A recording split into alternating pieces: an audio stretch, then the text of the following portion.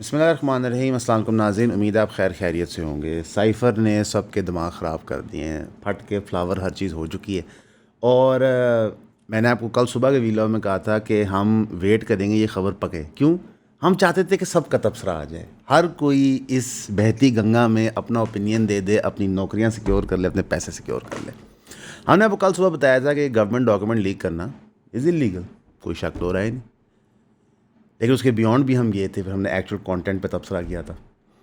लेकिन interestingly enough, अगर आपको पहले नहीं क्लियर था कौन किसके साथ है, कौन सच के साथ है, ट्रूथ के साथ है, कौन किसी मखसूस पार्टी का एजेंडा प्ले कर रहा है, कौन डीप स्टेट का एजेंडा प्ले करता है, अब आपको रोज़ रोशनी की तरह अयान हो गया। क्योंकि जो मेजॉरिटी नैरेटिव सरकार के टाउट्स की तरफ से बनाया गया है साइफ़र के ऊपर, वो ये है कि खान साहब ने तो अब कन्फर्म ट्रीज़न कर दिया। चलिए, 1 टन हुस्न ज़न, आप बात सही कर रहे हैं। सर उसमें लिखा क्या था ये तो बताएं ना। जुर्रत रखें ये बताने के लिए कि एक पूरा नैरेटिव बिल्ड किया गया था यहाँ से, बताने के लिए किस तरह इमरान खान साहब का एक यकतरफ़ा फ़ैसला था रशिया जाने का। हालांकि ये बात बिल्कुल सच नहीं है। किसी प्राइम मिनिस्टर की क्या मजाल, जरदारी साहब का डायलॉग है ना डीजी नैब के बारे में, कि वो प्लान करे foreign mission. Like let's face it, हम 2026 पाकिस्तान में रहते हैं। We have lived through Musharraf, we have lived through the Zardari era, the Nawaz Sharif era, the Khan Saab era, and now the PDM era. We exactly know क्या होता है। Do you think Asif Ali Zardari का decision था कि drone strikes होंगी पाकिस्तान में? No. Do you think Nawaz Sharif का decision था कम होंगी? Do you think Imran Khan का डिसीजन था कि बिल्कुल नहीं होंगी? Not really. इतनी रूम और स्पेस सियासतदान के पास कहाँ होती है? सियासतदान पुल बना सकता है, बस चला सकता है, जंगला बना सकता है, दैट्स अबाउट इट। सॉरी, अस्पताल भी बना सकता है, यूनिवर्सिटी भी बना सकता है। पर हमारे यहाँ जो सियासतदान होता है वो एक ग्लोरीफाइड ब्यूरोक्रेट होता है कि बस वो पॉलिसीज़ बना के उनको इम्प्लीमेंट करता है, उसके बियॉन्ड उसकी कोई हैसियत नहीं होती। छोटी सी मिसाल ले लेते हैं। हमारे लॉ मिनिस्टर फरमाते हैं 26वीं तरमीम की बारी कि अभी वो बन के आ रहा है। आप लॉ मिनिस्टर हैं, आपने बनाना है। सेंस तो ये बनाती है, नहीं वो बन के आ रहा है जी, कहाँ से आ रहा है आज तक नहीं पता चला। तो this is the reality. There is no doubt in any sane person's mind कि एक पूरा नैरेटिव बिल्ड किया गया था इमरान खान साहब के ख़िलाफ़। वो नैरेटिव पुश किया गया था पाकिस्तान के फॉरेन पार्टनर्स को। एक पूरा माहौल बनाया गया था, अमेरिका की तरफ से सिग्नल आया था कि यू नो व्हाट, अगर वोट ऑफ नो कॉन्फिडेंस होता है तो अमेरिका इस बात पे खुश होगा। फ़ौरन मुदाखलत यही होती है। एक फ़ौरन मुदाखलत होती है कि बूट्स ऑन ग्राउंड आ जाते हैं। एक फ़ौरन मुदाखलत होती है कि सैंक्शंस थ्रेटन करते हैं। एक फ़ौरन मुदाखलत होती है आप कहते हैं हम नाराज़ हैं और फ्यूचर में हमारी नाराज़गी बढ़ सकती है। ये सब कुछ थ्रेट्स होती हैं, और अगर थ्रेट्स पे आप एक्ट करो वो क्या होता है? इंटरफेरेंस। हमने कल सुबह भी आपको बताया था कि यार वी डोंट नो कि ये डॉक्यूमेंट 100% ऑथेंटिक है, बट हर सहाफ़ी इसको एज ऑथेंटिक ट्रीट कर रहा है। किसी ने नहीं कहा कि ये ऑथेंटिक नहीं है, which basically goes to show कि deep state, Noon League, Peoples Party all believe कि ये ऑथेंटिक है। चलें, हमने आपको पहले 1 टन हुस्न ज़न दिया था कि ये खान साहब ने लीक किया, ट्रीजन कमिट किया। अब ज़रा वापस आएँ रियलिटी में। ड्रॉप साइड न्यूज़ ने अनाउंस कर दिया कि ये हमें पॉलिटिकल जमातों से नहीं मिला, ये हमें मिलिट्री सोर्सेज से मिला। अब क्या करेंगे? ये जो स्टूपिड गेम हम खेलते हैं ना, of dark room, of cat and mouse, ये खेलना बंद करते हैं यार। हमारे मुल्क में the system is very clear. There is a establishment, they run everything. वो सामने लोग कर देते हैं, सियासतदान हो जाते हैं, टेक्नोक्रेट्स हो जाते हैं, जिनके थ्रू वो सारे काम कर रहे होते हैं। तो अभी जो सहाफ़ी भाई हमारे, जो हमारे दोस्त सारी पाकिस्तानी गलतियों का मुद्दा इमरान खान के सर पे डाल रहे हैं, क्या वो ये सारी गलतियों का मुद्दा शहबाज शरीफ साहब के सर पे डालेंगे 5 साल बाद? डालेंगे। क्यों? क्योंकि इस्टेब्लिशमेंट उनको कहेगी डालो। डू यू रियली थिंक जो IPPs के मुआहदे हो रहे थे पाकिस्तान में बेनज़ीर दौर में, मुशर्रफ साहब के दौर में, नवाज शरीफ साहब के दौर में, ज़रदारी दौर में और ख़ान साहब के दौर में, वो इस्टेब्लिशमेंट की रजामंदी से बगैर हो रहे थे? SIFC क्या है? What is SIFC? Overt. Imran Khan साहब के दौर में चीज़ें ओवर्ट होना शुरू की। ओवर्ट का मतलब होता है कि वाज़ेह होना शुरू की। ओवर्ट होता है कि हो रही होती है उसी तरीके से, लेकिन थोड़ा छुप के हो रही होती है। मसलन आप कंटिन्यूटी ये देखिए कि जो लोग मिलिट्री ऑफिसर्स कमीशन में थे टू इन्वेस्टिगेट पैनामा पेपर्स, जिन्होंने डिक्लेरेशंस दी थी कि जनाब नवाज शरीफ साहब एंड मरीम नवाज साहिबा आर डेफिनेटली करप्ट, इन पे कानूनी कार्रवाई होनी चाहिए, वही लोग आज गवर्नमेंट जॉब्स एंजॉय कर रहे हैं मरीम नवाज की गवर्नमेंट में। आप पागल हैं? हमारे यहाँ जो लोग इमरान खान से मोहब्बत करते हैं वो भी गलूफ करते हैं, और जो नफ़रत करते हैं वो भी गलूफ करते हैं। मेरे भाई, अगर आपको लगता है कि प्राइम मिनिस्टर ऑफ पाकिस्तान के पास कोई सुपर नेचुरल पावर है, या छोड़ो कॉन्स्टिट्यूशनल पावर्स हैं, तो आप एक नॉविस हैं पाकिस्तानी पॉलिटिक्स में। You are a baby. ये तो डोनाल्ड ट्रंप की मेहरबानी है, वो शहबाज शरीफ साहब का नाम ले लेता है। ये उसकी, मैं समझता हूँ, शराफत है। नहीं तो पाकिस्तान का जो जंग हुई वो फील्ड मार्शल आसिम मुनीर साहब जीते। पाकिस्तान जो इस वक्त फॉरेन डिप्लोमेसी कर रहा है वो फील्ड मार्शल आसिम मुनीर साहब कर रहे। शहबाज शरीफ साहब तो एक बंदा साथ होता है। मिसाल के तौर पे हमारा ये दफ्तर है, शूट हो रही है, कैमरे के पीछे अली है, कैमरे के लेफ्ट साइड में महरोज़ भाई बैठे हुए। बोलना तो मैं नहीं है ना यार, 7 बंदे होते हैं। महरोज़ रिमाइंड करता है कि यार असद भाई ये चीज़ रहेगी, अली कहता है असद भाई आपका कैमरा एंगल ठीक नहीं बन रहा, आप सीधे नहीं बैठे हुए। तो ये रिलेशनशिप है। अब इसके अंदर मुझे तो दुख होता है कि हमारे बड़े सीनियर काबिल सहाफ़ी जिनके पास इंटेलेक्ट है, वो या दानिस्ता तौर पे या नादानिस्ता तौर पे ओपनली बात नहीं कर पा रहे। फिर मैं एक और मज़े की बात बताता हूँ। दुनिया भर में सीक्रेट डॉक्यूमेंट्स लीक होते हैं। एडवर्ड स्नोडन क्या था, जूलियन असांज क्या था, पैनामा पेपर्स कैसे आए। तो आप ज़रूर कहते हैं कि जनाब लीकेजेस नहीं होने चाहिए, हमने भी कहा, लेकिन फिर आप एक्चुअली मदन पे आते हैं कि what is in the document. Just simple is that. और कोई जवाब नहीं करंट गवर्नमेंट के पास। अच्छा, मज़े की बात है, अगर आप उस वक्त का टाइम याद करें जब अदम एतमाद आ रहा था, तो हमें कहा गया था सऊदी अरब से रिलेशनशिप ख़त्म हो चुका है।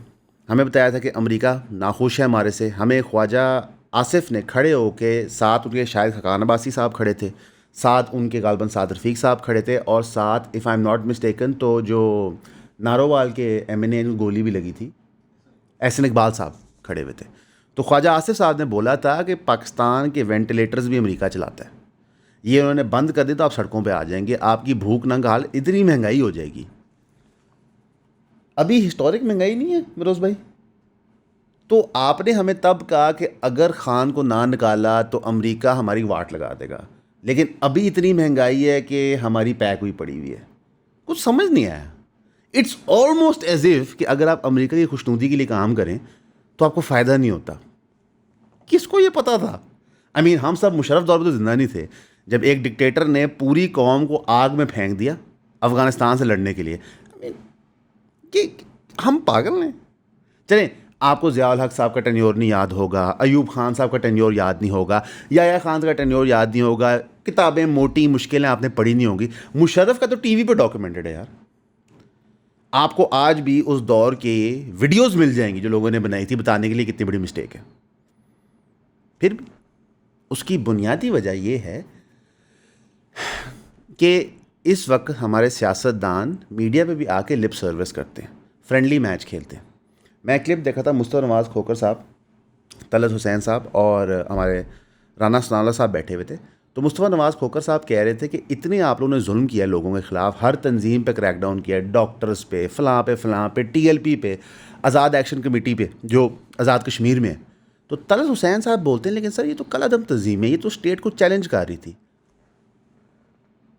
आज़ाद एक्शन कमेटी स्टेट को चैलेंज कर रही है।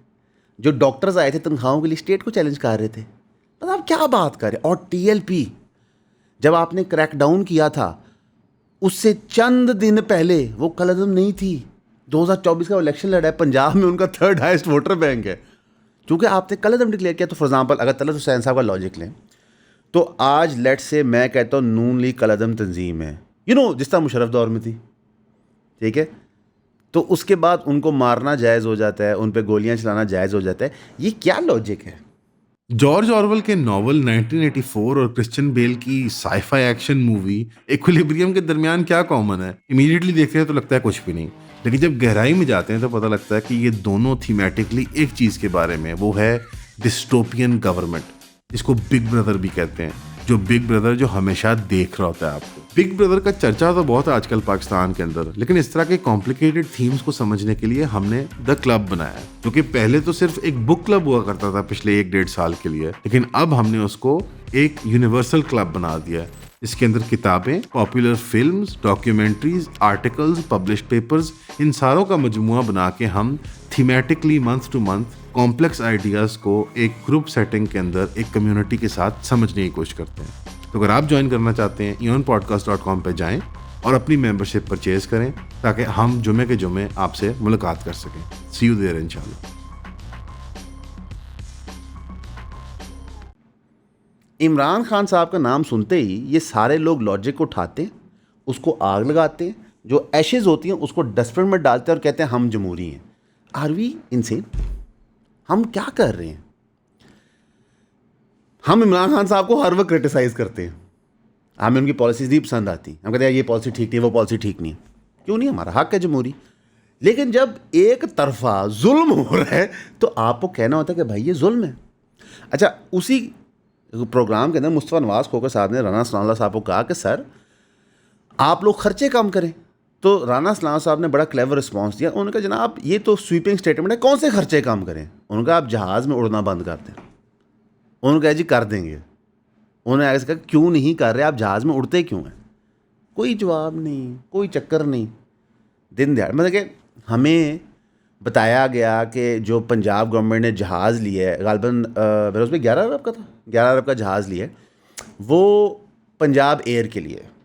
फिर राना साहब ने हमें बताया कि पंजाब एयर शेयर कोई नहीं है, वो सीएम साहिबा के लिए। वाई? अच्छा, मज़े की बात क्या है, वही ट्विटर पे अकाउंट्स, वही सरकारी सहाफ़ी जब सीएम केपी के हेलीकॉप्टर में घूमता है उसकी बेइज्जती करते हैं। सीएम केपी का हेलीकॉप्टर में घूमना भी गलत है, मरियम नवाज साहिबा का जहाज़ में घूमना भी गलत है। भाई ये गरीब मुल्क है, बकौल ख्वाजा आसिफ साहब के। देखें, इन्हीं की स्टेटमेंट्स में ये फंसते हैं। हमारे सियासतदानों की खूबसूरती है कि वो अपनी ही कई भी बातों पे फंस जाते हैं। हमें कुछ नहीं करना पड़ता। एज ए एवरेज पाकिस्तानी आपको ब्रेन नहीं इस्तेमाल करना, आपको 10 साल में एक सियासतदान की स्टेटमेंट से इकट्ठी करनी है और फिर हंसना है, इंजॉय करना है। मरियम नवाज साहिबा बलोच लोगों के साथ यकजहती के लिए उनके कैंपों में जाती थी जब वो अपोजिशन में थी। भरोसा अब ऐसे ही है, को मैं गलत बयानी तो नहीं की। इस वक्त वो रियासत के साथ है उन पर क्रैकडाउन करने के लिए। वाजिब, ठीक है।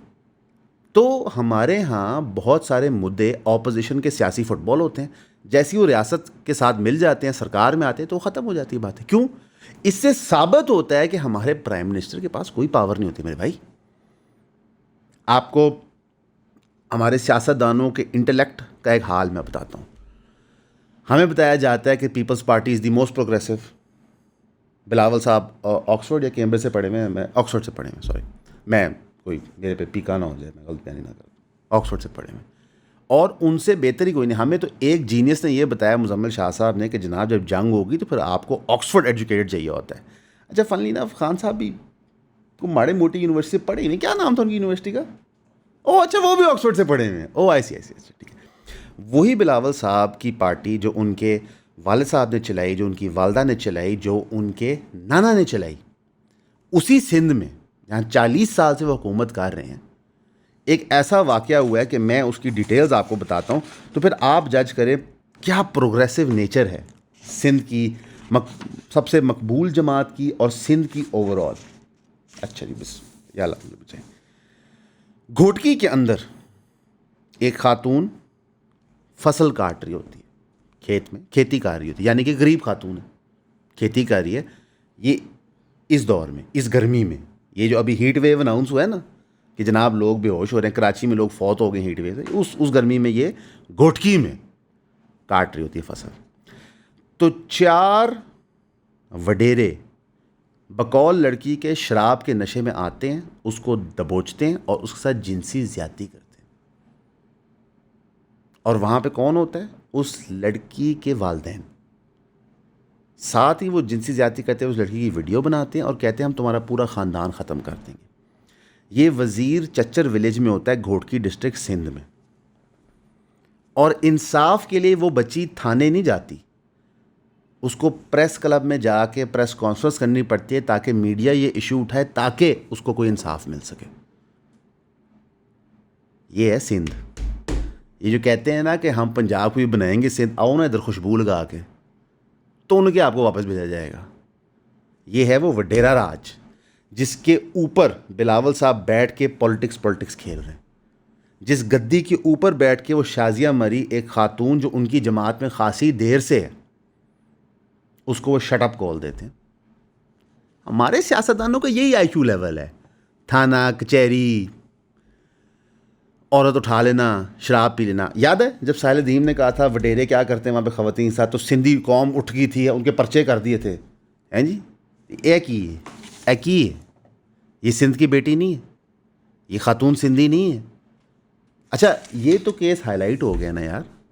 हम सबको पता है इंटीरियर सिंधी क्या रियलिटी है।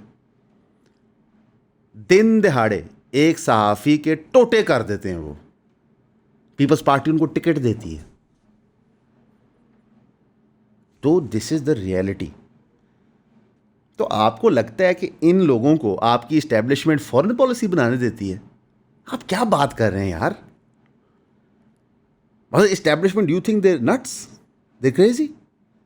वो ऐसे लोगों को जिनका ये आईक्यू है, जिनका आईक्यू ये है कि वो जब फ्लड विक्टिम्स को मिलने जाती है मरीन नवाज साहिबा, तो वो जिस तरह तैयार हुई होती हैं, तो फ्लड विक्टिम्स ने ऐसे लोग नहीं देखे हुए ज़िंदगी में जिनकी वो घड़ियाँ, वो कपड़े हैं। जब वो तकरीर करती हैं फ्लड विक्टिम्स को एड्रेस करने के लिए, तो वो गाड़ी में बाहर निकल के दरवाजे के साथ ये जो उसे क्या कहते हैं, मेगाफोन कहते हैं, इस्तेमाल करके दूर क्राउड खड़े को एड्रेस करती हैं।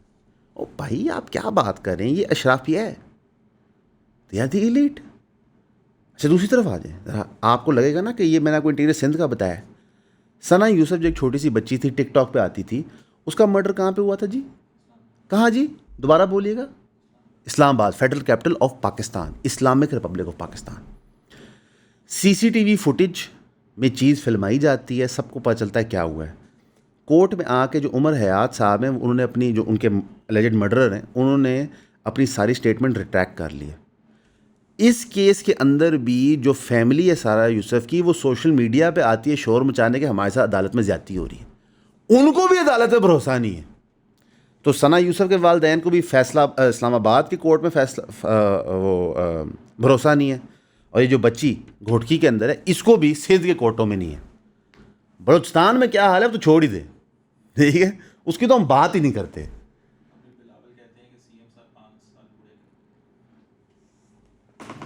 ऑफ कैमरा हमारे भाई कहते हैं कि बिलावल साहब, मरोज़ा कहते हैं कि बिलावल साहब कहते हैं कि जो सीएम है बलूचिस्तान के 5 साल पूरे करें, उनकी सर्विस बड़ी अच्छी है। पता नहीं कौन सी सर्विस है हजूर। इतने एमपीए नहीं होते बलूचिस्तान के पार्लियामेंट में जितनी मिनिस्ट्रियाँ होती हैं। एक ही शाज़ो नाज़र बंदा रह जाता है मिनिस्ट्री बगैर, तो उसमें में तरस आता है कि अन्ना मस्कीन। चलें एक और केस पर चले जाते हैं। हमने आपको इस्लामाबाद की हैसियत बता दी, सिंध की बता दी, कराची पे आ जाते हैं। The financial capital of Pakistan, Karachi के बगैर पाकिस्तान कैन नॉट फंक्शन। एक मामूली सी ड्रग डीलर आपसे संभाली नहीं जा रही। अब अनमोल पिंकी का ट्रायल अपेरेंटली जेल में होगा, क्योंकि उसको सिक्योरिटी फराम नहीं की जा सकती कोर्ट में। क्यों? क्योंकि वहाँ पे वो बोल रही है ओपनली कि जनाब मुझे प्रेशर डाला जा रहा है नाम लेने के लिए, मुझे टॉर्चर किया जा रहा है। एक अजीब इस तमाशा शुरू हुआ है। उसकी आखिरी पेशी के लिए जनाब 40 लोग डिप्लॉय थे, 1 एसपी, 2 एसडीपीओज, 3 एसएचओज, फीमेल ऑफिसर्स, छतों के ऊपर स्नाइपर राइफल वाले बंदे खड़े किए थे। ये कौन सी दहशतगर्द है? ये कौन सी तंजीम का हिस्सा है कि इस पे को अटैक हो जाना है? और आपको मीडिया ने बताया कि इससे बड़ी न्यूज़ ही कोई नहीं है। ओ सर, हाथ जोड़े देने साढ़े, ऐसी पागल नहीं है। आज मंगल का दिन है, ठीक है, आज मंगल का दिन खान साहब की मुलाकात होती थी कानूनी तौर पे। वल्लाही होती है कि नहीं, ये शाम में क्लिप में पता चलेगा हमें, दायरा तक तो न्यूज़ इकट्ठी होगी। इमरान खान साहब के जो सीएम हैं पेशावर कह रहा हूँ केपीके के, उन्होंने आज की डेडलाइन दी थी। जो अपोजिशन लीडर अचकज़ई साहब हैं, उन्होंने भी आज की डेडलाइन दी थी। अचकज़ई साहब ने अनाउंस कर दिया जुमे की महंगाई मार्च के लिए। वैसे हम भी यहाँ बैठे हैं, आप भी यहाँ बैठे हैं, कौन सी मार्च? ठीक, तो एक सियासी लीडर को आपने इतना बड़ा गौतम बुद्ध बना दिया है कि अब आप कुछ नहीं कर सकते मेरे भाई, आप फंस गए और आपको खुद समझ नहीं आ रही। मतलब मुझे एक सरकारी ऑफिशियल नहीं मिला ये कहते हुए कि ये साइफ़र जो है ये झूठ है।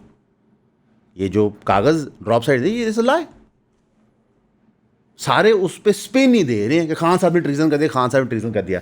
अब सारे बोले ना ड्रॉप साइड जब कह दे कि जनाब ये किसी मिलिट्री सोर्स से हमें मिले, तो आप कहें मिलिट्री ने ट्रीजन कर दिया, क्या है ना, नहीं कह सकते। ये है जी रियलिटी। और फिर ना ये लोग भाषण देते हैं, और मुझे आप यकीन करें ना, अब कभी कभार बड़ा ही गुस्सा चढ़ता है। हालांकि मुझे गुस्सा नहीं चढ़ता, दफ्तर में सबको पता है कि जब मुझे गुस्सा भी चढ़ता है ना, तो मैं ऊंचा शूंचा नहीं बोलता, मैं आराम से ही आपको बताता हूँ कि ठीक है बेटा पैकअप।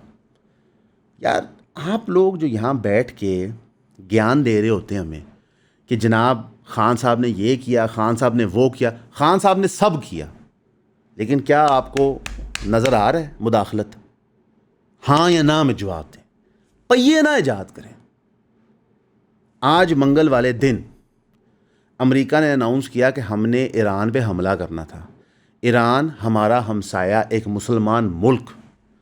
हमारे पार्लियामेंट में पता क्या बहस हो रही है इस मौजू के ऊपर कि पाकिस्तान कितना अच्छा काम कर रहा है सालसी में। सर शर्म करें। अफ़गानिस्तान तबाह हुआ हमारे सामने, इराक़ तबाह हुआ हमारे सामने, लिबिया तबाह हुआ हमारे सामने, सीरिया तबाह हुआ हमारे सामने, जॉर्डन तबाह हुआ हमारे सामने, फ़लस्तीन तबाह हुआ हमारे सामने। अब ईरान तबाह हो रहा है, तो हम अभी भी यही कह रहे हैं कि हम सालिस बड़े अच्छे हैं। Are we cuckoo? बहरहाल अमेरिका ने कहा है कि हमने जो ट्यूसडे का अटैक था वो पोस्टपोन कर दिया। और पोस्टपोन क्यों किया? Emir of Qatar Tamim bin Hamad Al Thani, crown prince of Saudi Arabia Mohammed bin Salman Al Saud and president of the United Arab Emirates Mohammed bin Zayed Al नायान के कहने पे किया है कि उनको लगता है कोई ना कोई डील हो जाएगी। डील इंक्लूड करनी चाहिए no nuclear weapons for Iran. और उन्होंने ट्रम्प कहता है कि जो लीडर्स जिनका मैंने नाम लिया उनकी रिस्पेक्ट की खातिर मैंने पीट हेग्जिट और chairman of joint chief of staff को कह दिया कि फ़िलहाल तुम अटैक रोक दो। While at the same time Israel के अंदर record number of weapons America ने डंप किए। इसराइल अमेरिका पूरी तैयारी करके बैठा हुआ है ईरान पे हमला करने के लिए, ठीक है। और रियलिटी ये है, जो रॉयटर्स भी रिपोर्ट कर रहा है एक पाकिस्तानी सोर्स को कोट करते हुए, कि ईरान और अमेरिका निगोशिएटिंग टेबल पे गोल पोस्ट चेंज कर रहे हैं। यानी कि जैसे अमेरिका ने मांगा नो न्यूक्लियर इनरिचमेंट, ईरान ने कुछ और मांगा। ईरान ने कहा स्टेट ऑफ हॉर्मुज़ हम टैक्स लगाएंगे। जब दोबारा मुज़ाकरात के लिए बैठे तो अमेरिका ने फिर अमेंड कर दिया, ईरान ने फिर अमेंड कर दिया, फिर अमेरिका ने, फिर ईरान ने। अब ईरान ने फोर्स अनाउंस कर दिया स्टेट ऑफ हॉर्मुज़ के लिए। उससे दुनिया को कह दिया स्टेट ऑफ हॉर्मुज़ ओपन है उन मुल्कों के लिए जो हमसे जंग में नहीं है, जो एक बड़ी वेग सी स्टेटमेंट है, ठीक है। आप आएँ काम करें, ठीक है, आप आएँ अपना तेल लेके जाएँ, LNG ट्रांसफ़र करें। पाकिस्तान ने बहरहाल अपनी जून जुलाई की शिपमेंट सिक्योर कर ली। ज़ाहिर है पाकिस्तान सालिस है तो पाकिस्तान को रूट अमेरिका और ईरान दोनों दे रहे, ठीक, लेकिन तेल सस्ता नहीं होएगा, एक गल मेरी याद रखिए। हालांकि डिप आया है ऑयल बैरल मार्केट पे जब अनाउंस किया ट्रंप ने कि जनाब हम हमला नहीं करेंगे, लेकिन तेल सस्ता इसलिए नहीं होगा क्योंकि तेल परफेक्ट तरीका है टैक्स इकट्ठा करने का। यार अब तो IMF ने भी कहा है FBR तुमसे टैक्स इकट्ठा नहीं होगा, पेट्रोलियम लेवी चुको, गालबन 280 अरब बढ़ा दो टारगेट में, मेरे ख्याल से गिव और टेक कपल अरब, वो तो टोटल है ना, लेकिन 280 अरब का इंक्रीज़ किया उन्होंने पिछले साल से। ट्रंप वही ओपन धमकियां दे रहा है ईरान को, कह रहा है कि ईरान को पता है क्या होगा उनके साथ, कह रहा है ईरानियन स्क्रीम कर रहे हैं कि डील बनाओ, लेकिन बार बार डील के रूल्स चेंज करते हैं। अच्छा, ईरान की तरफ से दूसरा ही बयान आ रहा है, उनका जनाब बेफिक्र हो जाए, हम पूरी तैयारी में बैठे हैं, आप आएँ तो सही खुशबू लगा के। तो ये वर्ड्स ऐसे हमें नहीं लगते हमारी दानिश के मुताबिक जहाँ पे कोई सीज़ फायर हो, अल्लाह करे हो जाए, अल्लाह करे कोई पीस डील हो जाए, लेकिन लग नहीं रहा। क्योंकि एट द सेम टाइम जब इज़राइल जॉर्डन के अंदर गुफ्तगू कर रहा है, बैरूत की टॉक्स हो रही हैं अमेरिका के अंदर सीज़ फायर के लिए, वहाँ पे उन्होंने लेबनान के अंदर, माज़रत में जॉर्डन क्या लेबनान के अंदर, साउथ लेबनान में उन्होंने नए इलाकों में अनाउंसमेंट शुरू कर दी कि इलाके खाली करें हम आ रहे हैं। वो क्या करते हैं कि अनाउंसमेंट्स करते हैं कि इलाके में ये इलाका खाली करें और फिर उस पर अटैक कर देते हैं। तो ये काम भी आपका साथ साथ जारी है। तो कोई एज सच दुनिया में रिलीफ नहीं है। वो अक्सर बुज़ुर्ग कहते होते हैं कि बेटा चैन कब्र में ही है, सुकून कब्र की मिट्टी में है। वैसे अल्लाह माफ़ करे हमें कब्र में भी सुकून नहीं मिलना, जो हमारी हरकतों सकनात है ना, तो कब्र का अज़ाब भी बहुत पैड़ा होना है हमारा। बिकॉज़ हम अपने बुग़्ज़ों में इतना दब जाते हैं कि हमसे कभी भी किसी के लिए जेन्युइनली साइड नहीं ली जाती। हमें 3 साल कुछ महीने हो गए ये काम करते हुए। आप हमारा पूरा बॉडी ऑफ वर्क उठाएं, जो चीज़ हमें हमारी अकल पे गलत लगती है हम कहते हैं ये गलत है। और शख्सियत बेस्ड नहीं कहते, पॉलिसी बेस्ड कहते हैं। या ये पॉलिसी ठीक नहीं है, ये चीज़ समझ नहीं आती, ये पॉलिसी सेंस नहीं बनाती, ठीक। लेकिन यहाँ पे लोग शख्सियतों में इतना खुब गए हैं कि वो पागल हो गए। और एक्चुअली इसके पीछे पॉपुलिज्म का राइज नहीं है, ये जो हमारे अल्लाह माफ़ करे बुजुर्ग हैं सहाफ़ी और इंटेलेक्चुअल, ये बेसिकली डम है। ओबामा पॉपुलिस्ट लीडर था, उठा लें सारे आर्टिकल उस टाइम के लिबरल अखबारों के कि he is a liberal populist leader. Populism मसला नहीं है, it is the internet that is the problem. जब आपका ब्रेन रीवायर हो गया, जब आप एक हाइव में एग्जिस्ट करते हो, जब आप सिर्फ शॉर्ट फॉर्म कंटेंट खा रहे हो, तो भाई आपने बनना ही एक कल्ट फॉलोअर है। सिर्फ आप लोगों को तकलीफ़ किया, ये आप पे कल्ट फॉलोअर्स नहीं है। मैं आज आपको दावे से कहता हूँ, ये लोग झूठ बोलते हैं। ये इमरान रियाज़ खान से इसलिए जेलस होते हैं, ये नहीं कि इमरान रियाज़ खान गलतियाँ करता है, कॉन्ट्रडिक्शंस करता है, ये सारे करते हैं यार। मसलन आज से 2 साल पहले इन्हीं सारे सहाफ़ियों ने कहा था साइफर तो है ही नहीं, ये तो है ही नहीं, बात तो है ही कुछ नहीं। खान साहब ने तो टोटल झूठ बोला है। आप सबको एक्सेप्ट करना पड़े, नहीं टोटल झूठ नहीं था। अब सारे ये साबित करने पे लगे हुए खान साहब ने हाई ट्रीजन की, ठीक है। तो ये कॉन्ट्रडिक्शंस हो जाती हैं, आपकी प्रेडिक्शंस गलत होती हैं, इस पर दिक्कत नहीं है, दिक्कत है ढिठाई पे कि आप एक्सेप्ट नहीं कर पा रहे कि भाई मिस्टेक हुई। और रियलिटी ये है कि क्योंकि हम सब इतना कंज्यूम करते हैं internet, specially social media apps, कि हमारे ब्रेन्स फ्राई हो चुके हैं, जेन जी का भी, ओल्डर जनरेशन्स का भी।